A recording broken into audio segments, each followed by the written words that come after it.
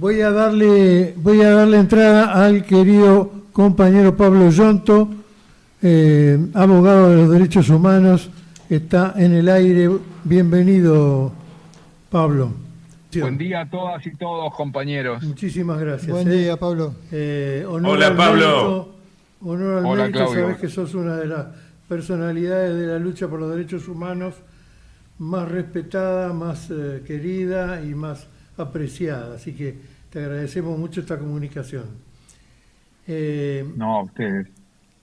Bueno, ustedes tuvieron un éxito importante cuando se logró la condena a Sanchezini, que fue el asesino de la mamá de mis hijos, Bárbara y Camilo, y después hubo una especie de consideración extra en la Cámara, permitiendo que por edad o lo que fuere estuviera en su casa por algún hijo que también tenía alguna discapacidad, y ahora ya ha logrado directamente una cárcel en su casa, ¿no? No, lo último que ha ocurrido es que le han dictado la excarcelación. O sea, que no en tiene este que momento estar en cárcel. Sanchezini salió de su casa porque el Tribunal Oral número 2 de Capital ha aplicado las normas que tienen que ver con el cumplir 2/3 de la condena. Sanchezini, que de este genocida estamos hablando, que además fue un muy conocido cara pintada en los levantamientos de abril de 1987, encabezados por Aldo Rico, había sido condenado primero a perpetua.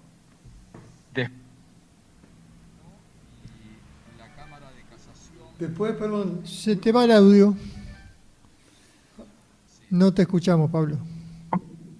La Cámara de Casación Ahora sí. le redujo la pena porque cambió la calificación de homicidio agravado a homicidio simple, y entonces el tribunal le puso una nueva pena en base a esa calificación nueva y le puso una pena de 12 años de prisión. Con esos 12 años de prisión, Sanchezini pidió, al haber ya transcurrido los 2/3 de la pena en prisión, aunque haya sido una parte en cárcel común y otra parte en domiciliaria, la pena se computa igual, no hay diferencia entre cumplir la pena de prisión en cárcel y cumplirla en domiciliaria a los efectos del cómputo de la pena. Entonces, bueno, nuestra normativa tiene un articulado que dice que una vez que cumpliste los 2/3 de la pena, podés solicitar la libertad condicional, la excarcelación, salir, y es el tribunal el que evalúa. Bueno, el tribunal lamentablemente el viernes pasado resolvió la libertad condicional de Sanchezini, o sea, no ha cumplido todavía su pena, pero tiene este beneficio.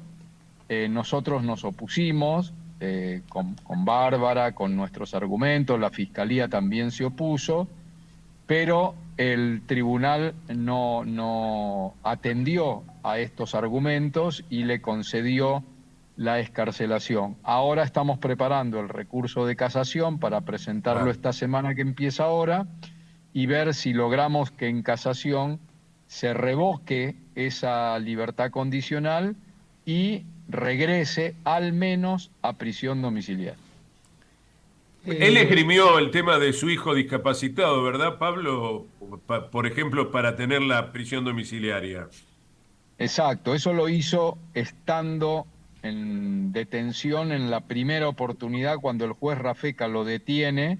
Claro. Esto fue hace un poco más de 8 años y él estuvo un tiempo en prisión común y él ahí argumentó que tenía un hijo, que tiene un hijo autista y que él es quien lo cuida. Y ahí el juez Rafecas,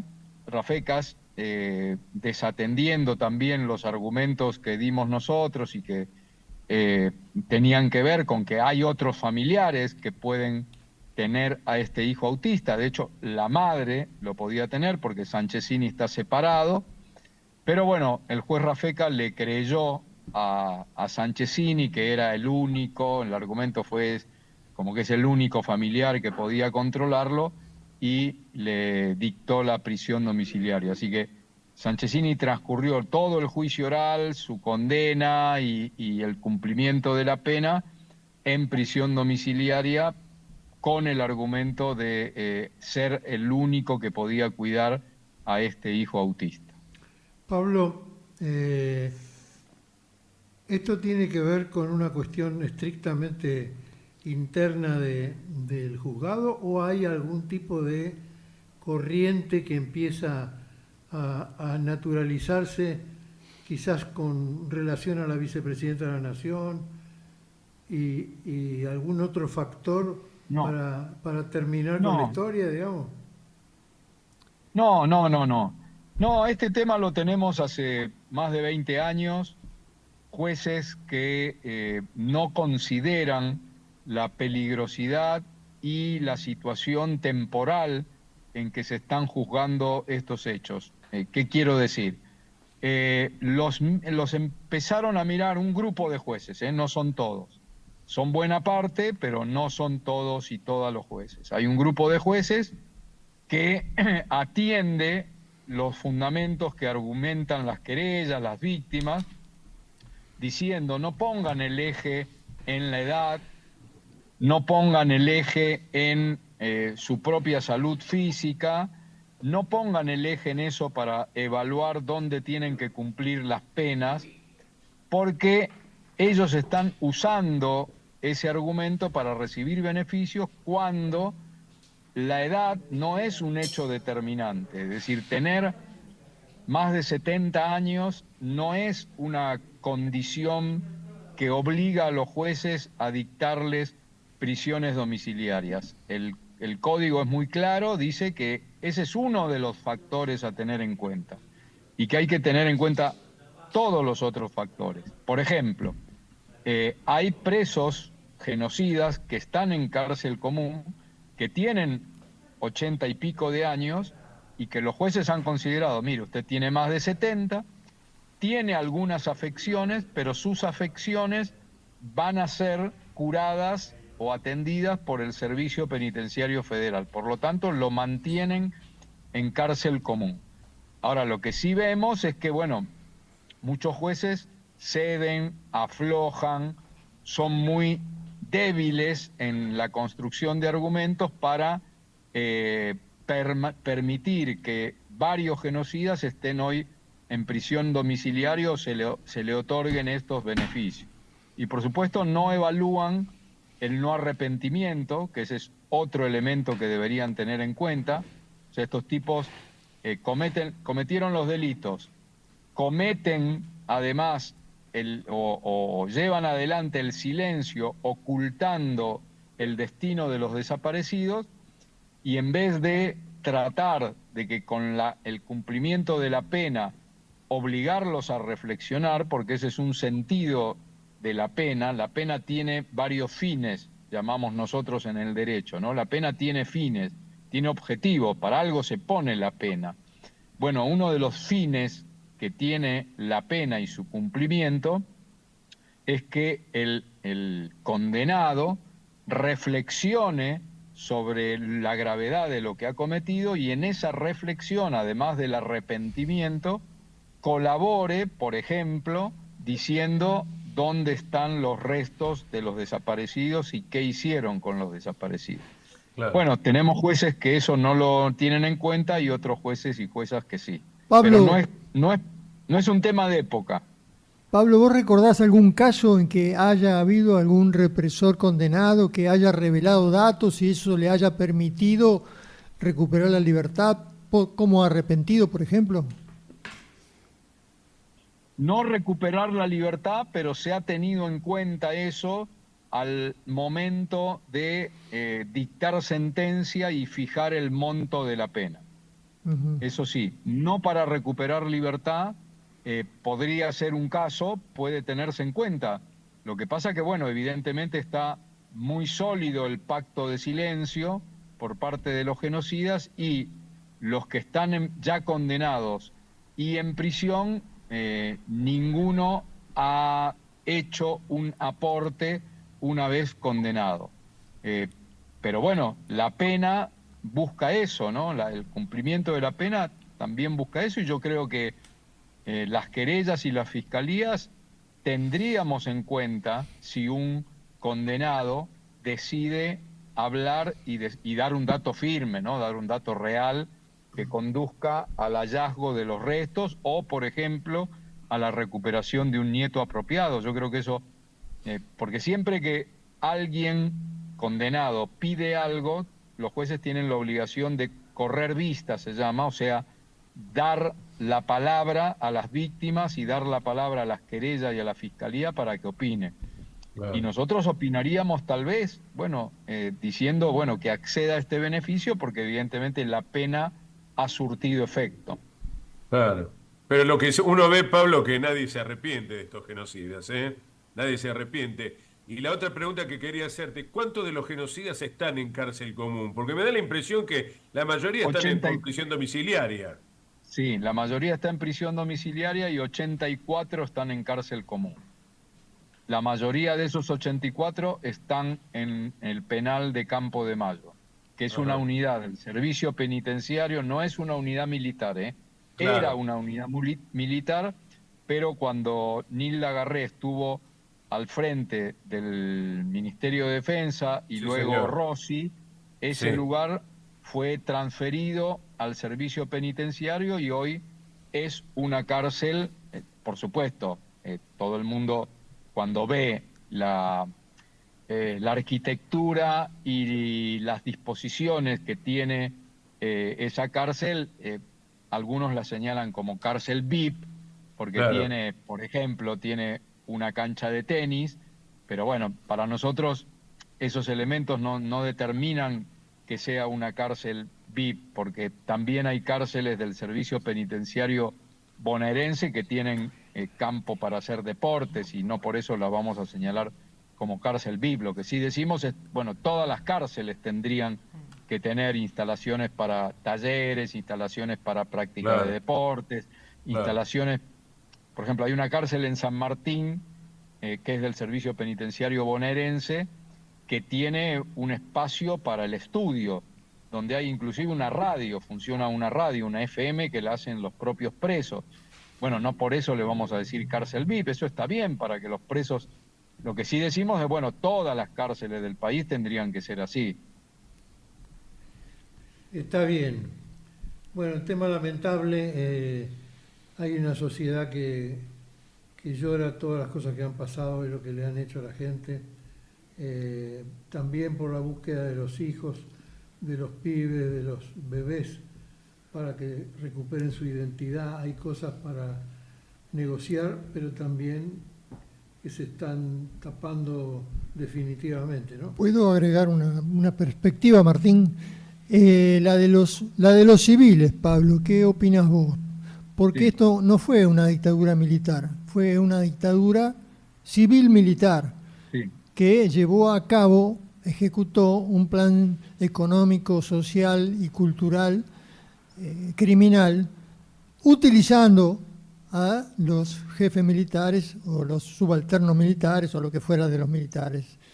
Y sin embargo nunca se han condenado, salvo algunos. Sé que Martínez Dios murió en libertad, digamos, en prisión domiciliaria.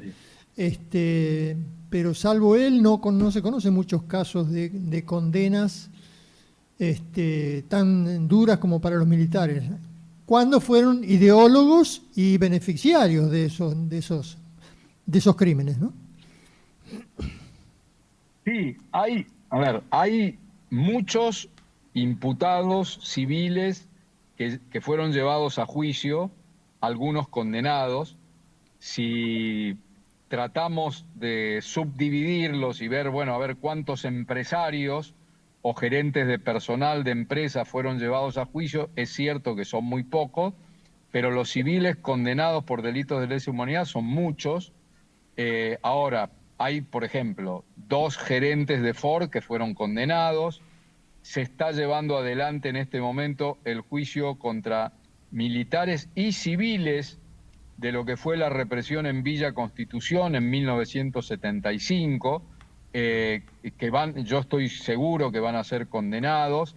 En pocos meses más va a empezar el juicio contra uno de los gerentes de la Mercedes-Benz, de apellido Tasselkraut, por los crímenes cometidos contra la comisión interna y los delegados de Mercedes-Benz.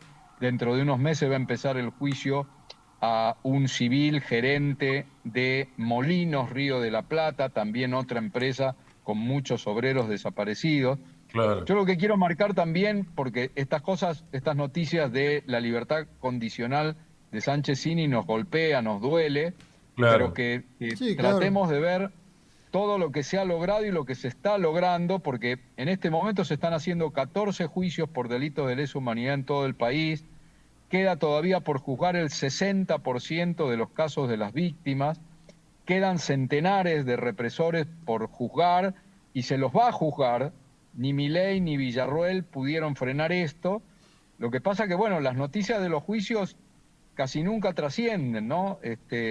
A veces sale alguna noticia, pero quiero que sepan que el movimiento de derechos humanos y la sociedad que ha peleado por esto tantas décadas, lo ha logrado, ¿no? Somos un país donde tenemos 1.204 condenados. El año pasado con Milei hubo varias condenas. Este año con Milei y Villarroel hubo varias condenas. Que sepamos que todo está en marcha y que estos bajones que nos da conocer lo de Sánchezini, lo vamos a apelar, vamos a seguir buscando otros hechos por los que Sánchezini también debería estar juzgado y que tenga otro juicio, y que hay, bueno, decenas de organismos y de familiares de derechos humanos, de víctimas de violaciones a los derechos humanos, que está dando pelea en todo el país para que estos juicios continúen y que están continuando, ¿no? Sí, A 40 claramente. años del juicio a las juntas, tenemos 343 sentencias en todo el país en estos 22 años desde que se recuperó con Néstor Kirchner y con Cristina el juzgamiento a los genocidas. Claramente es un orgullo para la Argentina todo el campo de los derechos humanos y la judicialización de los horrores de la guerra sucia que ha hecho el Plan Cóndor en Argentina, y eso genera una admiración en todo el planeta, y nosotros naturalmente adherimos a esa caracterización de lo hecho, que es ejemplar en el mundo entero. Así que también tenemos esa opinión específica con el estudio de ustedes y con tu labor, Pablo Yonto.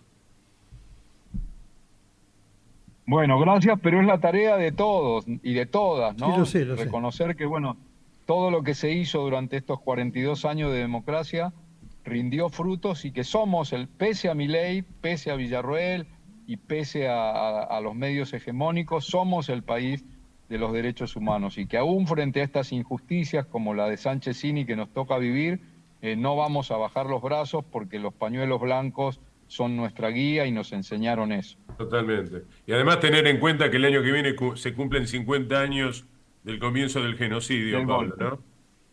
50 años del golpe, y yo creo que en las calles se va a ver fuertemente, ¿no? Porque esta semana nos sentimos muy bien con la fuerte movilización del miércoles, Claro. que permitió frenar, o que empujó también el freno a los vetos de Milei, pero que no olvidemos, porque también casi ningún medio la cubrió, el martes, el día anterior, en Córdoba, en La Plata, en otras ciudades, hubo movilizaciones muy grandes de estudiantes secundarios, de pibes y pibas, que después se generaliza y se dice los pibes y las pibas votan a Milei. Sí, Claro. algunos sí, pero otros estuvieron el martes en las calles, Exacto. en la marcha en recuerdo de los compañeros y compañeras caídos en la noche de los lápices. Exactamente. Y es muy fuerte eso, ¿no? Porque Claro. ver hoy a pibas y pibes de 13 años, 14 años, marchar a 50 años del golpe para no olvidar, creo que eso también nos tiene que hacer sentir orgullosos, ¿no? Hemos Claro. conseguido muchas cosas y las vamos a seguir defendiendo. Así Y es. quiero destacar también una cosa que pasó el domingo pasado cuando murió Hermeto Pascual. Lo digo ¿por qué lo digo lo de Hermeto? Porque el equipo argentino de antropología forense, después de casi 49 años, encontró Sí, el cuerpo de Junior Tenorio, un pianista así es. brasileño desaparecido 6 días antes del golpe, que lo confundieron con un integrante de la militancia o de las organizaciones armadas de aquella época. Junior Tenorio fue quien acompañó en un recital a Vinicius de Moraes y a Ahí. Toquinho y fue desaparecido 6 días antes del golpe y recién el cuerpo, gracias al trabajo del equipo argentino de antropología forense, se encontró hace una semana exactamente, el 13 de septiembre. Así es. Así es. Así es. Bueno, y hoy también saludamos en el Comando Celestial a Azucena Díaz, que cambió de hogar. Esta otra de las madres que por lógica van ingresando a otra etapa de su realidad. Pablo Yonto, muchísimas gracias. Muy fuerte No, abrazo. a ustedes, un fuerte abrazo a todo el equipo y gracias por lo que hacen.